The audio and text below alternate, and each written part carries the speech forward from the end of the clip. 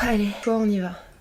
Salut, je m'appelle Julie, j'habite à Mayotte et ça fait 4 ans qu'on... Enfin en tout cas pendant 2 à 3 années on a retapé un voilier qui a subi aujourd'hui 2 cyclones. Il a perdu la bataille mais pas la guerre. Il y a 4 ans quand on a acheté le bateau on s'est fait arnaquer par un escroc. Le vendeur d'Aurora nous l'a fait vraiment à l'envers. Il devait s'occuper de réparation et il nous a laissé en plan. La tome ne marche pas, la plomberie est à refaire. Et à ce moment-là, je voulais faire une vidéo genre comment acheter un voilier et ne pas se faire arnaquer, ou je n'y connais rien au voilier mais j'en veux un. Qu'est-ce qu'il faut suivre pour pas se faire berner. Il est vrai qu'il y a 4 ans on connaissait absolument rien au voilier, à la navigation. On avait juste un amour pour la mer, le lagon de Mayotte. J'ai toujours aimé énormément le vent et mon grand-père avait un voilier donc j'en ai déjà fait quand j'étais petite. Bref, nous avons voulu nous lancer dans ce projet qu'on a visualisé comme notre bébé, un rêve qu'on voulait qu'il se réalise et finalement le rêve a été un enfer. Pour quelques moments de joie, mes parents me le disent souvent, c'est waouh, quel investissement financier, de temps, d'énergie pour finalement si peu. Allez, faut pas craquer tout de suite, là ça fait que 2 minutes que tu parles. C'est vrai qu'on n'a vraiment pas eu beaucoup de chance. Et il y a eu énormément de moments difficiles, mais le peu de moments beaux était tellement incroyable que ça donne envie de se battre pour la suite. À chaque fois un peu toucher notre rêve du bout des doigts et voilà, on voulait s'accrocher. Nous avons acheté notre voilier à un revendeur. Mon père m'avait mise en garde par rapport à ça en disant que souvent c'est quand même des sacrés loupards. J'ai aimé que ça ne soit que ça. La première erreur qu'on a faite, c'est de ne pas s'informer. De ne pas s'informer par exemple à la PB. Donc si vous achetez un bateau, allez au port, allez questionner les gens. Voilà, tu connais ce bateau, tu connais le propriétaire, quelle est son histoire, qu'est-ce qui lui est peut-être arrivé. Et il aurait fallu déjà commencer par ça. Car ni le revendeur ni le propriétaire nous ont fait part des problématiques qu'Aurora avait vécues. Moi j'étais restée sur sa première histoire, c'est Marc Alaria, un incroyable photographe plongeur qui a ramené Aurora à la carrure d'Aurora, ce côté un peu vintage mais massif qui me faisait aussi penser au... Ça va être trop dur. Qui me faisait aussi penser au bateau de mon grand-père, je sais pas, j'ai eu un coup de foudre, quelque chose qui s'explique pas pour ce bateau. C'est bien parti. Du coup, oui, coup de cœur pour ce petit bateau et l'historique il s'avère qu'il s'est échoué 2 fois, qu'il a eu un souci avec la barre à roues alors qu'on ne le savait pas. Et ce qui est quand même, à mon sens, quelque chose de très dangereux. Le vendeur, on le contacte, voilà, nous sommes intéressés par le bateau. Il nous explique que l'annonce c'était à 35 000, mais que si on prend là tout de suite en l'état, il y a des travaux à faire, il nous le fait à 25 000. On n'y connaît rien. Non, mais là, on va pas se lancer dans ça. Allez, on rajoute 10 000. De toute façon, on fait un prêt. Alors, à 10 000 prêts à ce stade-là, avec des montants comme ça, ça ne change plus rien. On emmène le bateau en carénage. Nous avons payé tout le carénage alors que ce n'était pas prêt. On devait récupérer le bateau réparé. Donc nous avons payé le terre-plein, nous avons payé quasiment 2 mois de terre-plein, le crutage à l'aller, le crutage au retour, payé tous les matériaux pour faire l'anti-fouling. Donc pareil, tout ça n'était pas compris dans les 35 000 €. Enfin, c'était censé être fait en fait. On a été tellement gentils, donc bref, on a tout acheté. C'est nous qui avons fait absolument tout le refit de la coque extérieure. Nous avons fait absolument tout le refit en bois à l'extérieur et à l'intérieur. Il faut savoir que ce bateau, l'ancien propriétaire l'avait laissé dépérir, moisir, et du coup au lieu de traiter le bois, simplement couche de peinture dégueulasse. Donc on a dû décaper, passer des heures et des heures, bref, énormément de travail. Je me coltinerai évidemment aussi le pont à nettoyer. Et il faudra aussi investir dans les produits spécifiques au nettoyage de bateau qui sont très onéreux, qu'il faudra rajouter à la liste de toutes les choses que nous avons dû acheter. Pour enlever toute la poussière de ce qu'on a mis quand on a poncé.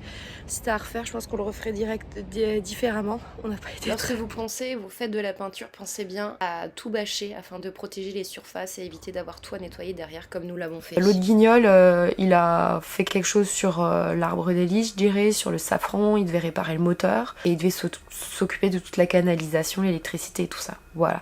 Il nous a demandé de faire un virement de 15 000 € au propriétaire.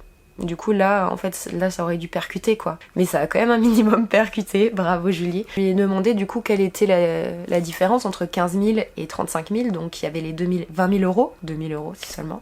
Bon, c'est tout le travail que j'ai fait et tout ça. quelle naïveté, mais mon Dieu, enfin j'ai honte de nous, mais bon, bref, on était beaucoup plus jeunes. J'ai l'impression qu'en 4 ans on s'est pris 20 ans dans la gueule. J'ai une facture par rapport à tout ce qu'il avait fait, mais j'ai quand même absolument fait tous les virements. Voilà, j'ai fait tous les virements au lieu de me dire j'attends que le moteur démarre, j'attends que le bateau soit amarré dans le sud, que tout va bien pour faire les virements. Ah, et il faut savoir aussi que sur le contrat, il disait que l'ancien propriétaire n'avait pas de dette. Dette que nous avons dû payer à hauteur de 500 € pour l'ancien pavillon malaisien, il me semble. Voilà, plaisir hein, jusqu'au bout quoi. Et descendre le bateau dans le sud, le moteur ne marche pas. Lors de son deuxième démarrage, il explosera littéralement. Mouillage auquel je fais remarquer à ce cher homme. Je trouve que les bouts ne sont pas en état et que c'est un peu craignos. Il me répond mais non, ça tient. 4 jours après, Momo le canotier nous appelle. Aurora s'est détachée, elle est dans le sable. La marée était pas assez haute pour aller la tanker, qu'elle était restée à flot, mais la quille voilà dans le sable. En 4 ans, à chaque appel de Momo, je suis en stress en fait. Ça me crée une boule dans le ventre et cette peur inconsidérable que Aurora se détache, je l'ai eu pendant 4 ans quoi. Alors qu'on avait refait un mouillage incroyable. Aurora est partie il y a 2 jours, vous voyez, proche de la plage. Les amarres se sont détachées, se sont cassées. On a pris conscience en fait de la gravité et l'état du corps mort. Nous avons vidé les caisses de toutes les chaînes de Mayotte, il n'en avait plus. On a réussi à s'en sortir avec 11 mètres de 16 pour aller solidifier. Voilà, c'est la suite des aventures qui devaient normalement se passer sur l'eau. C'est la suite des problèmes. Je vais plonger pour inspecter le mouillage et il s'avère que les chaînes sont horrible, catastrophique. Mais je vais beaucoup me documenter, avoir des bons contacts et avoir du matériel incroyable pour faire notre mouillage. Matériel acheté aux personnes qui s'occupent de faire le mouillage des barges. On se trouve sans moteur avec un voilier à presque 40 000 quand même parce qu'on a beaucoup payé au niveau du terre-plein. Déjà on a voulu faire à l'amiable, il a rien voulu savoir. Pris du temps pour reprendre toute sa facture et surligner toutes les problématiques qui n'avaient pas été faites. Moi pareil, il nous a toujours en gros dit d'aller bien se faire foutre. Porter plainte à la gendarmerie. La gendarme a passé un appel pour lui faire peur, entre guillemets. Alors j'y connais rien, la justice, faudra m'expliquer, parce qu'on a vu un avocat aussi, mais alors l'avocat, franchement, on avait payé 100 balles pour même pas 1 heure. Enfin, je me suis dit, là on a ni le temps, ni l'énergie, ni l'argent, surtout pour se lancer là-dedans. Je comptais porter plainte, j'avais envie de me sentir aidée par les gendarmes, chose qui n'a pas été le cas, étonnant. Il n'a pas pris ma plainte, 1 semaine après, elle me rappelle en me disant, je ne peux pas prendre votre plainte. Pourquoi pas? Grosse crise d'angoisse, c'était juste abominable et finalement on a réussi à récupérer 2 000 € sur les 20 000 € que ce monsieur nous a volés. Mais ce voleur ne nous a pas juste volé financièrement, il s'est aussi permis de vider entièrement le bateau et modifier l'inventaire sans que l'ancien propriétaire ne soit au courant.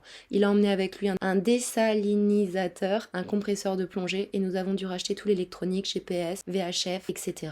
Mais aussi une chaîne et une ancre pour amarrer le bateau lorsque nous serons en vadrouille. On a dû rallonger le pré, on a dû faire venir un moteur de métropole et derrière s'en est suivi tous les travaux que Alex a dû faire. À l'époque j'ai fait un gros burn-out, dépression, une mort de l'âme, je ne sais quoi. Bon, je vais pas m'étendre sur ma vie personnelle, mais ça a été très compliqué. J'étais très faible et malheureusement je n'ai pas eu les épaules pour épauler et aider Alex à ce moment-là. Et il faut savoir qu'il s'est tapé absolument tous les travaux à gérer tout seul. Donc bon, j'ai fait le mouillage, mais à part ça, c'est vrai que j'ai pas fait grand chose à part faire du bois et de l'esthétique. Il a été incroyable, il a pris les mesures pour le moteur, il a fait venir le moteur.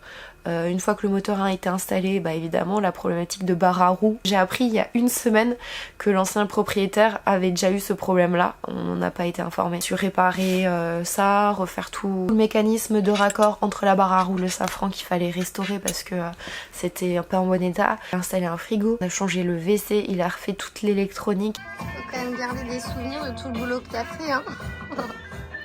Enfin, il a appris à gérer l'électricité. Enfin, moi personnellement, ça me met sur les fesses, quoi. Je suis tellement épatée par tout ce qu'il a fait, c'est incroyable. Aura nous aura apporté tout ça, quoi, cette connaissance. On a repris toutes les lattes du plafond, j'ai repensé et tout reverni. Moi, à la barre, en navigation, franchement, j'étais à l'aise, c'était incroyable. C'était tellement une sensation presque innée. Oh, c'est pas possible. Barre et je savais juste en fait ce qu'il fallait faire. C'était une sensation tellement incroyable. On a pété le génois un peu à cause de moi. J'avais laissé la pagaie, ça s'est pris dedans et sauf qu'au même moment, bah, trop de pression, on était en virement de barre, qu'est-ce qui se passe? La roue qui saute, On était entre un îlot, Amsamboro, et les petits îlots Choisil, bah on a failli finir dans l'îlot. Alex avait anticipé en amont, faut savoir qu'il dormait plus en fait, tellement il réfléchissait à tellement de choses. Et il savait comment enlever la barre à roue et mettre en fait une barre franche. Et du coup il nous a sauvé la vie. Je sais pas si on serait mort, on avait notre bateau de sauvetage, notre rescue boat, mais on se serait en tout cas encastré une bateau. Suite à quoi, nous avons dû descendre le Génois, qui évidemment était bloqué et du coup très compliqué à récupérer, pour ensuite le faire recoudre afin de pouvoir reprendre la navigation. Et évidemment, attendre un jour où il n'y avait zéro vent pour pouvoir le remonter à nouveau.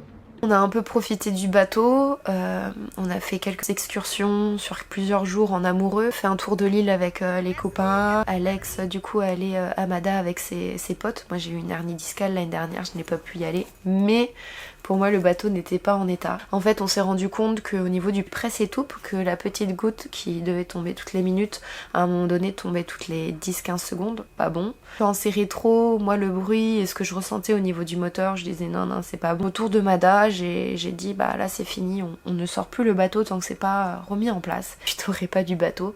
Ça a été au tour d'Alex de flancher, rouler bouler le long de la pente, pendant ce temps que moi petit à petit je commençais à la remonter. Il ne voulait pas se relancer dans ses travaux de bateau, ce que je comprenais entièrement. Et du coup j'ai laissé du temps. Notre moteur quand il a été changé, CN Block n'ont pas été changés, les amortis quoi du moteur, donc notre nouveau moteur était sur des amortis des années 80. Ça a commencé à bouger l'arbre d'hélice, moi je voulais pas qu'il y ait une entrée d'eau, mon pire cauchemar ça a toujours été que Aurora coule.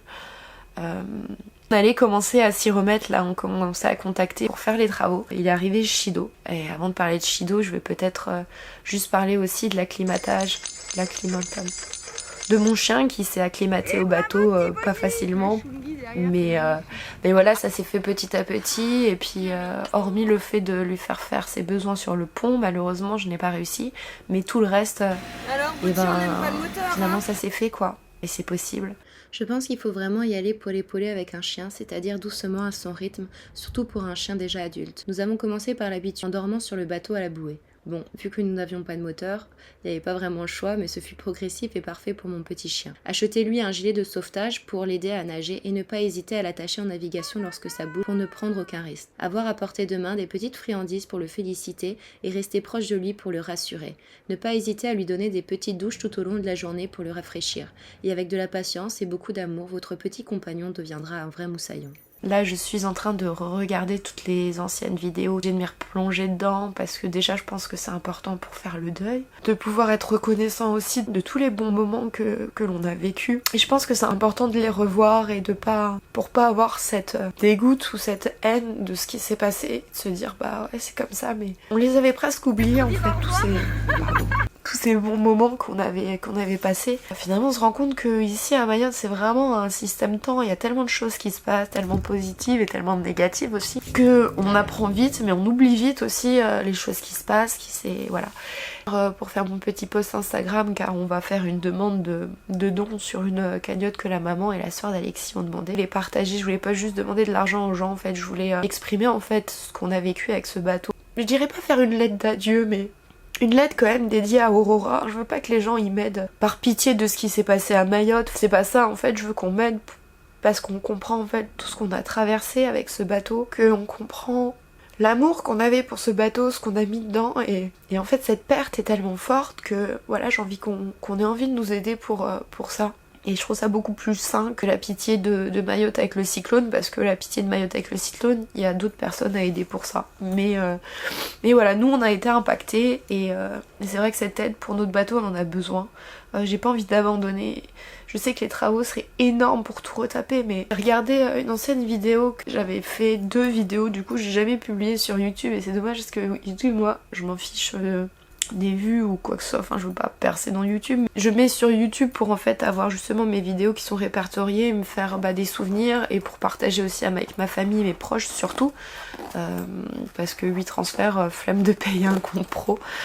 Enfin bon bref, et puis c'est des beaux souvenirs je trouve qui s'enchaînent, et je ne sais pas pourquoi je n'ai pas publié la 2e vidéo d'Aurora ni la 3e, parce que je les trouvais pas assez bien. Mais en fait pas assez bien pour qui, pourquoi. C'est pénible aussi ce besoin constamment de que tout soit parfait. Bref, On va pas faire de la psychologie de comptoir, mais c'est vrai que la vidéo soit parfaite, qu'il n'y ait pas de vibrations, que ça soit bien stabilisé, que les mots soient bien dits, que les musiques soient bien choisies, je sais pas, j'ai pas osé mettre ces vidéos alors que là je suis en train de la regarder. J'ai mis pause pour tourner cette vidéo parce que je me suis dit si je regarde la vidéo en entier je m'effondrerais et je ne pourrais plus tourner. En fait cette vidéo elle est magnifique, elle est faite avec amour et je ressens et je vois beaucoup de bonheur aussi, de résilience et de fierté dans cette vidéo. Déçue de pas l'avoir en fait publiée. Mes proches, enfin personne n'a vu cette vidéo et je trouve ça tellement dommage et triste. Du coup je la republierai, voilà, je publierai mes vidéos souvenirs pour garder aussi ces moments et parce que la vidéo que je suis en train de faire, je veux plus l'orienter sur Shido et sur notre passif et que du coup bah si ça intéresse les personnes de voir un peu ce qu'on a vécu plus de façon plus poétique, plus jolie, je vous laisse regarder les vidéos. Du coup ça c'est un peu le contexte. Mouche aussi. Évidemment, je n'ai pas de mouchoir. Ok, on y retourne. Du coup on passe à Shido, toute une vidéo reportage sur Shido par rapport à Mayotte, mais on n'a pas été prévenus avant. Nous on a tendance à avoir l'habitude de regarder les trucs météo, donc nous dès le jeudi on est allé Paris Aurora, donc on a enlevé son génois qu'on venait de racheter. Moi j'ai dû faire une navigation avec, c'est tout. 2000 balles quand même, hein. Sinon c'est pas drôle, plus l'envoi. Du coup on a retiré le génois, on a tellement galéré à le plier, bref, à attacher nos panneaux solaires, je vais pas trouver le mot, mais les trucs au-dessus de la tête. On a accroché, sécurisé tout ça. On est revenu le lendemain pour à nouveau tout resécuriser et bien refaire les amarres. Peut-être presque 6 points d'appui. Donc on avait différentes manies d'attache sur la chaîne, on avait des cordes en renfort sur le haut de la bouée. On avait pas mal d'attaches de bouts au cas où il y en ait qui lâchent les uns après les autres, bah voilà ça allait tenir. Et notre chaîne était faite pour tenir, elle était impeccable. Quand je lève la tête, je vois ces deux bâtons. Il n'y en a qu'un alu, celui qui nous a percuté et l'autre. Et je dis à Alex, je sens pas. On a un des deux qui va nous percuter, si c'est pas les deux c'est sûr. Du coup je me tape un stress et je mets des pare-battes mi-skin, comme si ça allait servir à quelque chose. Donc je mets les pare-battes tout autour du bateau où j'imaginais les points d'attaque possibles. Mais je sais pas à quoi j'ai réfléchi parce que c'est vrai que je m'étais dit qu'il allait venir de face. Et les bateaux tête à tête comme ça, donc je me dis oh il va rebondir, il va repartir. Mais c'est vrai que si le bateau il lâche, forcément il recule avec le vent. C'est ce qui s'est passé. Alex a très mal vécu Shido quand il nous a vu mourir vraiment dans cette bataille contre le vent et pour maintenir notre toit avec la porte qui partait. Et moi en fait tout le long de la tempête, la seule chose à laquelle je pensais c'était Aurora. Et j'essaie d'envoyer toute ma force et mon énergie pour la visualiser, flotter, se battre contre les vents. Et je sais pas pourquoi, mais la seule chose dont j'avais peur, c'était qu'elle démate. En fait, je sais pas, j'avais ce truc-là en tête de dématage. Et je me disais, si elle perd son mât, ça va mettre un contrepoids, elle va se retourner, elle va couler. Deuxième peur. Bref, la tempête s'arrête vers 15h. Moi, je veux directement partir. Alex, il dit, mais t'es folle ou quoi? T'as vu comment ça souffle? Tu veux te refaire trancher la gorge pour la tôle? Et moi, j'avais qu'une envie, c'était d'aller voir mon bateau. Donc on attend presque 17h pour partir. On a fait 5 km avec des amis qui voulaient aussi voir leur bateau à moteur. Et en fait on arrive sur la plage, une plage loin, pas la plage de la PB, d'Anyonro. Et en fait on voit un monsieur qui filme son kata retourner. Franchement horrible. Et en fait dans ces moments-là t'as envie de t'arrêter, tu vois, t'as envie d'enlacer la personne, lui dire je suis tellement désolée pour votre perte. Mais en fait, tu penses qu'à ton bateau et du coup, tu verses une larme pour cette personne, mais tu continues à courir de toutes tes forces. Il y a un deuxième kata retourné, coulé. Le troisième bateau, c'est le bateau de nos voisins. Wakawa comme ça, tanké dans la mangrove, dans le sable. Trop bien, genre tout. Je me dis, mais waouh, trop de chance. Je vois un voilier au loin, mais je sais que c'est pas Aurora, mais dans ma tête, je me dis, c'est elle. Donc on court. On escalade les rochers, on traverse l'autre plage et en fait on découvre Aurora sans rien. Elle est bien là. Il y a le plan d'eau comme ça. Tous les premiers bateaux qui sont coulés ou échoués sont vers là-bas dans la mangrove. Donc en fait c'est le premier coup de vent qui a soufflé très fort. Et après il est venu de derrière, donc là ça a été l'entrée dans la baie. Notre bateau échoué beaucoup plus loin. Et entre ça, il y a tous les bateaux moteurs qui en fait se sont tous décalés, genre leurs corps morts se sont soulevés, des dalles de béton sous l'eau se sont soulevées, des épaves aussi, les bateaux moteurs. Et sous Aurora, donc son mât avec un autre petit kata en bois, des parties Suimanga, le bateau en ferraille tanké juste à côté de nous. Du coup, on a tout ça partie arrière, ça girouette, je ne sais quoi, donc tout est calé sous notre mât. Et moi je commence à déjà essayer de dégager des choses et tout, mais le problème c'est qu'il a fait nuit très vite. On n'a pas eu le temps du coup de faire plus. Du coup on revient le lendemain matin. On passe presque toute la matinée en plein cagnard à tout couper, à tout enlever. Fini même pas le jour même. Hein. Non, parce qu'on se rend compte qu'à l'arrière il y a une fissure face à l'hélice et qu'il y a une entrée d'eau. Il s'avère qu'on a une fuite, on a une entrée d'eau. C'est bien pire encore plus que ce qu'on pensait. Donc là il va falloir essayer de recolmater tout ça. Tu regardes d'en haut la cale, tu vois, comme une rivière quoi. Donc bref, on enclenche la de cale, Sam très gentiment nous prête de la résine et de la fibre, donc on fait une petite répa de fortune, elle suffira en tout cas dans un premier temps. Le lendemain, c'est à partir de là, à partir du lundi, ça va être l'émission. En fait, on fait 3 matins où on se lève à 4h, 4h30, 5h et pour venir, et en fait on essayait. Je rigole parce que franchement on était minables. On mettait les bouts de bois sous le bateau pour essayer de le redresser. Du coup à marée basse il commençait à se relever, et sauf qu'à chaque marée haute ça remontait. Donc on a été bon de faire ça pendant 4 jours. Et voilà, on a dû tout refaire ce matin. Ça fait 2 matins qu'on se lève à 4h du mat pour pouvoir le tanker comme ça. Chaque marée ça remonte. Putain, est-ce qu'on y arrivera? Franchement j'en sais rien. Mort complètement dépité. Allez, on essaye de pas lâcher. Finalement, elle s'écroule de l'autre côté. Mais ça nous a laissé du coup la place sur les raies. Passer le mois à essayer de la retaper. Déjà à se faire 2 grosses missions à Sada pour aller chercher les matériaux nécessaires. Tout acheté au cash, donc on avait très peu. Beaucoup d'argent est parti là-dedans. Au niveau de travaux, des travaux d'Aurora, on n'avait pas du bon matériel et du coup on a dû tout refaire. Tout ce qu'on avait fait depuis le début, limite on a dû le recommencer. Avec Lou on avait fait du mastic et pareil on a dû pas mettre assez de catalyseur, ça a pas pris. Donc bon, on commence à abandonner petit à petit aussi quoi. Là c'était pas facile parce qu'il y a eu pas mal d'averses. Alors c'était pas des longues averses mais suffisamment pour nous bloquer qu'on ne puisse pas y aller. On devait aller travailler au bateau et là il se met à pleuvoir. Il n'y a rien qui veut marcher, il n'y a rien qui veut marcher. Hein. On n'arrive pas à faire nos réparations de bateau parce qu'à chaque fois qu'on veut y aller il pleut. Et le problème c'est qu'il faut pas qu'il pleuve pour la résine. On y allait ce matin, on a réussi à en mettre une petite. Puis c'est mis à pleuvoir, on a dû partir. C'est un petit peu dur pour moi aujourd'hui parce que jusqu'à présent je me suis pas autorisée à être très triste pour Aurora parce qu'on me culpabilise de par notre situation alors qu'elle est pas évidente quand même, mais bon voilà, on se dit qu'il y a des gens dans le besoin, qu'on n'est pas mort à force de repousser et de culpabiliser d'être triste. Un claque encore plus grande nature aujourd'hui. En plus on a découvert que à l'avant il y avait encore un autre impact dû au mât et au truc de l'autre bateau qui tapait en dessous. Donc on a repensé ce matin pour refaire de la nouvelle résine. Du coup on n'a pas avancé sur les anciennes répas. On mérite pas ça. Mais d'autres problématiques se posent aussi à Mayotte. J'ai tellement peur. J'ai vu un mec à un moment donné arriver de loin avec un chien. On me voyait souvent guetter parce que j'entendais des bruits et tout.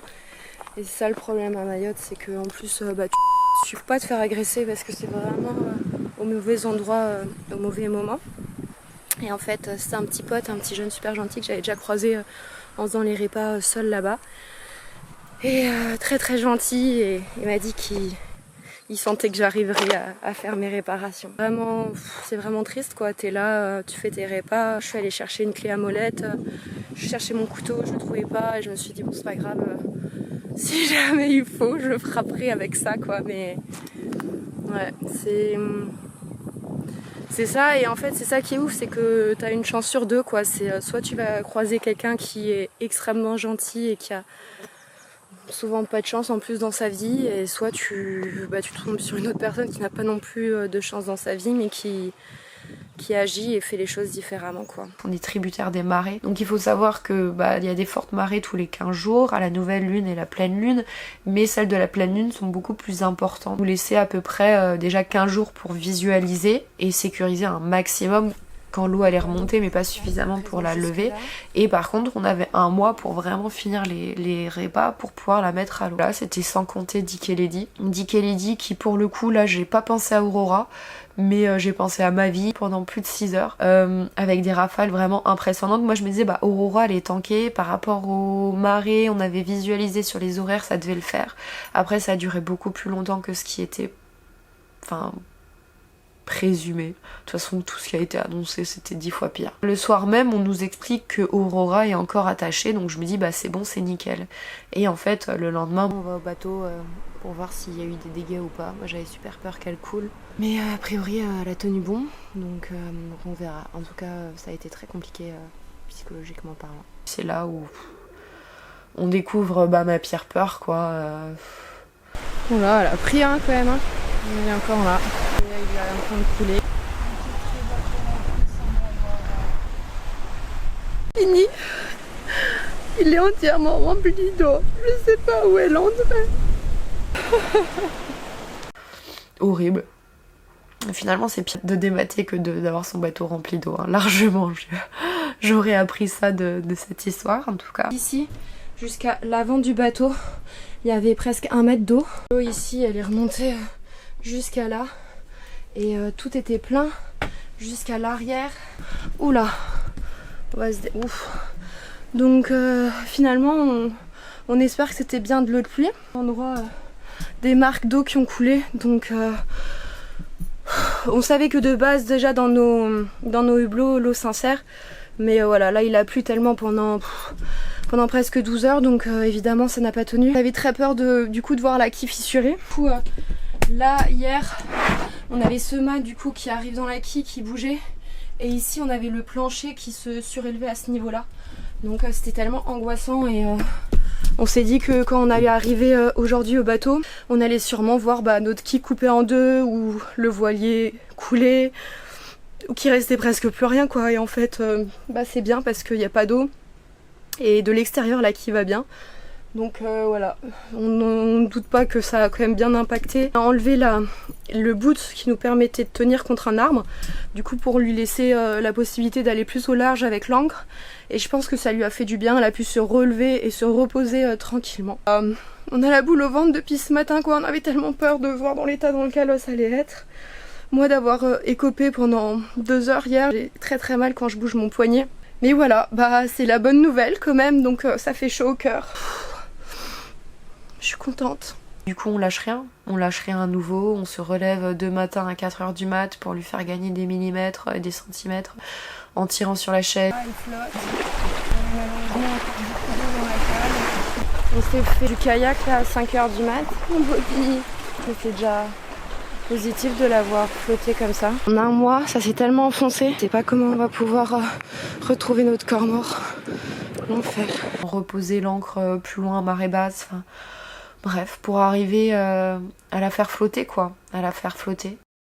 Voilà, batterie 140 balles à midi et en fait la pompe de cale ne marche pas.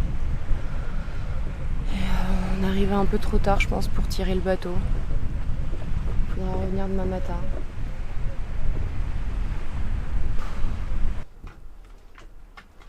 Ok, voilà, bien joué capitaine. Et voilà, la petite pompe là-bas, c'est très maligné mais ça marche. Je sais même pas quelle heure il est, l'heure de la prière. Ah c'est horrible, tellement fatiguée. Et bon, a priori là ce matin, ça devrait être nécessaire et efficace. Parce qu'on va peut-être avoir un petit moteur d'annexe de 15 chevaux pour tirer Aurora, ça serait top. Et à espérer qu'il n'y a pas eu d'infiltration. Un joli lever de soleil, ça fait plaisir. Ancienne pleine lune. Du coup, elle est bien à flot, entièrement vidée. Donc c'est trop cool, j'ai la lampe, ouais. Ah, on a tiré sur la chaîne, donc on a réussi un peu à la déplacer. Putain, c'est tellement les montagnes russes en fait. On est fatigant et puis c'est épuisant, émotionnellement et psychologiquement et physiquement. Mais c'est trop beau, ça fait trop plaisir de revoir du lever de soleil comme ça. La chaîne, je l'ai bloquée avec ça, et du coup voilà. Et l'objectif, ça serait d'aller un peu plus loin. Là, du coup, Alex part en mission. On va aller poser une deuxième ancre plus loin pour permettre de tirer un petit peu. On rallonge un peu la corne. Il n'y avait pas assez. Elle est là. Voilà, on est tiré. Ça commence à marcher un petit peu.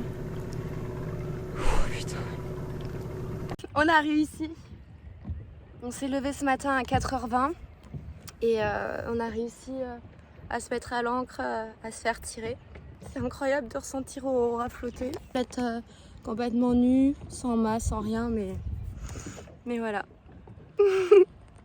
Et du coup, on se tâte à racheter un mât là, d'un bateau échoué pour pouvoir le remonter. Après, ça serait des travaux. Moi, j'ai envie de me lancer là-dedans. Je trouve c'est de revoir la vidéo en fait d'avant. Je me dis que rien n'est impossible et c'est vrai que il faut de l'argent. Il faut de l'argent et du temps et de l'argent, on n'en a pas beaucoup. On a plus de temps que d'argent, je dirais. Attention, je tiens quand même à dire parce que je veux pas que ça soit mal compris parce que c'est vrai que à Mayotte, donc moi je suis prof, on gagne plus qu'en métropole, on gagne plus parce que la vie est beaucoup plus chère. Le problème c'est que moi, dû à mes différents soucis de santé ou autres, j'arrive pas à faire moins auprès des gamins, je les aime trop pour ça et j'aime trop mon taf, mais du coup j'ai trouvé la solution d'avoir moins de classes, donc ça me fait moins d'investissement. Et du coup beaucoup moins d'argent aussi, donc je suis à 70%, plus de 15% de moins que les autres profs, donc en vrai on sent la différence et ça tombe mal pour toutes ces réparations. Du coup aussi peut-être faire venir un nouveau mât, mais est-ce que la coque est en assez bon état pour pouvoir réinvestir dedans? Je sais pas. En tout cas, ce qui est cool, c'est que là, en regardant la vidéo, j'ai trouvé une vidéo où je fais tout un point d'horizon, donc j'ai réussi à capter où est le mouillage. J'ai retrouvé le mouillage de nos voisins, qui ont de la chance jusqu'au bout. Donc on va retrouver. Le secteur, il est pas loin, mais j'ai envie de me dépêcher parce que dans une semaine, une dizaine de jours, il va y avoir un fort vent, donc ça va être de nouveau le stress. Corps mort que nous avons déjà essayé de retrouver en plongeant avant Dick et Lady et que nous n'avons absolument pas trouvé. Mais nous avons eu la chance de nous taper un orage sur la tronche. Plutôt Alex qui était en sécu-surface. Je viens de finir la vidéo là. Elle est juste trop belle. Je me dis, on a tellement fait de choses quoi. Je me souvenais pas qu'on avait charbonné sur autant de trucs. En même temps, ça donne de l'espoir parce que je me dis, mais rien n'est impossible parce que des tâches qui sembleraient maintenant simples à devoir s'y coller, les nouvelles. On se fait une montagne de quelque chose qui peut-être est faisable.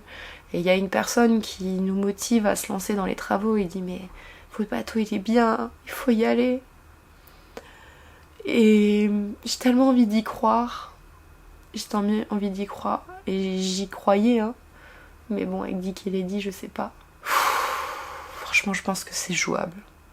C'est vraiment jouable. Je me souvenais pas du bonheur que c'était. Je le vois dans mes yeux, ma tête et ça me rendait si heureuse. Je m'étais pas rendu compte que ça me manquait autant. J'en appelle à la générosité, j'ai envie de dire, je sais pas, peut-être que les miracles peuvent arriver. Et j'en suis convaincue et ça sera peut-être moi mon miracle celui-ci quoi. Ouais, merci infiniment pour le temps que vous prendrez à regarder cette vidéo, la compassion et la bienveillance que vous y mettrez. Éventuellement, je sais pas, pourquoi pas participer un peu, je sais pas, je me dis que 5 €, 10 € c'est pas beaucoup et que si chaque personne peut-être qui regarde cette vidéo ne donnerait ne serait-ce que cela, ça fera peut-être déjà une belle aide en plus de nos familles et nos proches. Je suis pas encore réussi à partager aux amis, mais il faut que je m'y mette. C'est pour Aurora, c'est important.